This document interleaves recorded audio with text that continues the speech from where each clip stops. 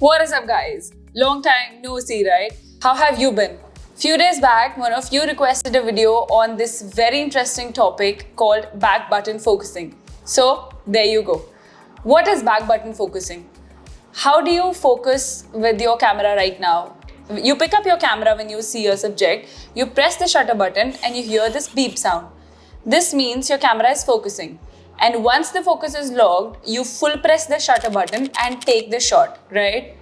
Now, back button focusing is splitting this action of focusing and clicking between two buttons. We take away the focusing function from the shutter button and we assign it to a different button altogether at the back of your camera, preferably the AF on button.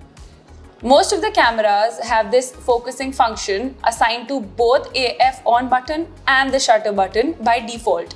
So to use the back button focusing, you go to the settings, switch off the focusing function assigned to your shutter button, and there you go. Now once this is done, your camera will focus only when you press the AF on button or whichever button you assign the focusing function to in your custom menu, and nothing will happen if you half press the shutter button. So to click an image, you focus from here and then simultaneously click the shutter button. Now the question is, why would you want to increase your workload and use two buttons for the same function which would have been performed with one single button? That is because back button focusing has several advantages in wildlife photography. Primary one being the edge over composition. This is more relevant for people using DSLRs. In DSLRs, the focusing points are usually clustered in and around the middle of the frame. Now, if you're not using the back button focusing, you're restricted to placing your subject on one of these AF points because every time you press the shutter button, your camera focuses and if the subject is not on one of the AF points, the subject will obviously be out of focus.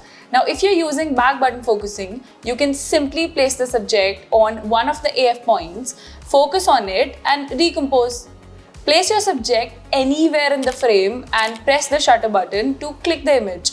Your camera will not refocus and you will get the subject in focus. This also means that you can happily recompose without changing any of your AF points. This saves you a lot of time, no? But there's a disclaimer to this one. This can only work if your subject is not moving and the distance between your camera and the subject is not changing. It's like having the best of both worlds, both AFC and AFS, AF continuous and AF single. For continuous AF, just keep the back button pressed and click simultaneously. And when you want to use single shot, then just click the back button once and release it. The focus will be locked and you can take the shot. So this will save you the time and effort of switching between AFC and AFS. And every second in wildlife matters, which we have already established number of times. Another advantage is clicking the subject sitting in the clutter. Now imagine your favorite subject sitting inside the grass. If you're not using back button focusing, you will try and focus on the subject, and finally, after a lot of struggle, you will nail that focus right through the grass or the distraction between your camera and the subject. Once you nail it, you will happily take a shot. Awesome. Now, if you want to shoot it again, you will press the shutter button again and the camera will refocus. In this process of focusing and refocusing, you will end up losing many shots. Too much effort, no fruits. Now imagine you're using back button focusing. You nail that focus once and that is all. Now you can click as many shots as you want using the shutter button and there will be no headache of losing the focus, because if you half press the shutter button, nothing is going to happen and you've already locked the focus using the back button. Again, same disclaimer. This is useful only till the distance between your camera and the subject is not changing. Once changed, you will have to refocus on the subject. Here comes another advantage. You can use both manual focus and autofocus as and when required without changing any settings in your camera. Pretty simple. If you wish to use the manual focus, rotate your focusing ring and set it as you want. Now when you click the shutter button, your camera will not refocus. This means you can use both manual focus and autofocus whenever needed without wasting the time of switching between autofocus and manual focus in the field. Besides this, you can always keep the shutter button half pressed so that you don't miss any action. Keep your finger on the shutter button always. Be prepared. This will give you that edge over action shots, birds in flights, landing shots, etc. Because in wildlife, every fraction of second matters a lot. And this reminds me of another huge advantage of back button focusing, for the birders especially. Focus on this one. Have you ever tried a landing shot of a bird? Ever faced that pain of missing focus at the last moment? Now I will give you a cheat code. Focus on the perch and be ready.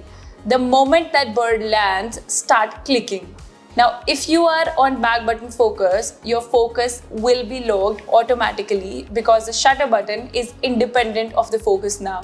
So that last shot in which the bird hits the perch is going to be absolutely sharp. Enough reasons to switch to back button focusing. The disadvantage is only one: the practicing curve. Initially, when you switch to back button focusing, you might not feel very comfortable with it. But trust me, use it for a couple of days and you will have it in your muscle memory like anything. Start developing this habit, it will help a lot. Thank you so much for watching, guys. If you liked the video, like the video, and if you have any other topics in mind related to wildlife photography or wildlife photography, let me know in the comment section below and I will definitely take a note of that for my next video.